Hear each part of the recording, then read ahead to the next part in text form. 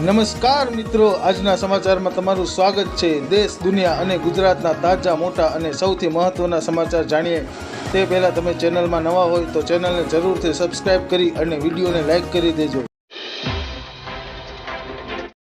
ફટાફટ આગળના સમાચારની વાત કરીએ તો ડુંગળીની નિકાસબંધીને કારણે ખેડૂતોને ભાવ ન મળતા ખેડૂતો ચિંતામાં મુકાયા છે। આ બધાની વચ્ચે રાજકોટ માર્કેટિંગ યાર્ડમાં હવે ડુંગળી વેચવા યાર્ડમાં દરરોજ 100 ગાડીની એન્ટ્રી અપાશે। આ તરફ ડુંગળીના નિકાસ ઉપર પ્રતિબંધ મુદ્દે મંત્રી કુંવરજીભાઈ બાવળીએ કહ્યું છે કે ડુંગળી મામલે દિલ્હી સુધી વાત પહોંચાડી છે। તો વળી જામનગરમાં ડુંગળીના વાવેતરમાં કરેલ ખર્ચ પણ ખેડૂતોને નહીં મળતા ખેડૂતો મૂંઝાયા છે। ભાવનગરમાં માર્કેટિંગ યાર્ડમાં 5 દિવસ બાદ ડુંગળીની હરાજી શરૂ થઈ છે। તો રાજકોટના ઉપલેટા ખેડૂતોને ડુંગળીના હાર પહેરી મફતમાં ડુંગળીનું વિતરણ કર્યું હતું। આગળના સમાચારની વાત કરીએ તો અમરેલી યાર્ડમાં લોકવન ઘઉં અને ટુકડા ઘઉંની હરાજી કરવામાં આવી હતી। લોકવન ઘઉંનો ભાવ 475 રૂપિયાથી લઈને 600 રૂપિયા બોલાયો હતો, ત્યારે ટુકડા ઘઉંનો ભાવ 405 રૂપિયાથી લઈને 600 રૂપિયા નોંધાયો હતો। માર્કેટિંગ યાર્ડમાં 520 ક્વિન્ટલ ઘઉંની આવક થઈ હતી।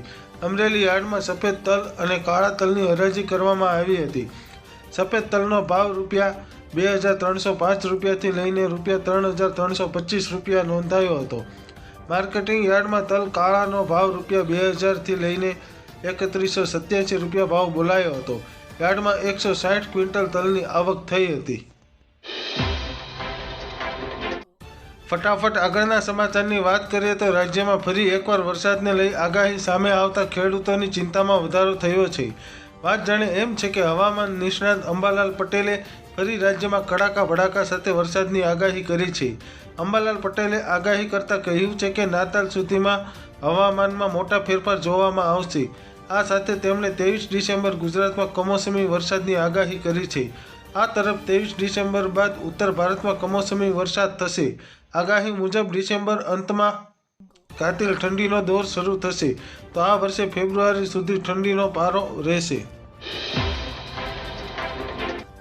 આગળના સમાચારની વાત કરીએ તો રામ મંદિર ખુલ્યા બાદ તીર્થયાત્રીઓને દર્શન માટે આવવામાં કોઈ મુશ્કેલી ન પડે, જેને લઈ રેલવે વિભાગે જોરદાર તૈયારીઓ કરી છે।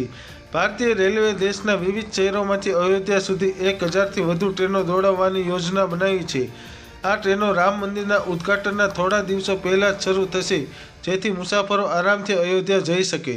તમને જણાવી દઈએ કે રામ મંદિરના દરવાજા 23 જાન્યુઆરીથી સામાન્ય જનતા માટે ખુલશે।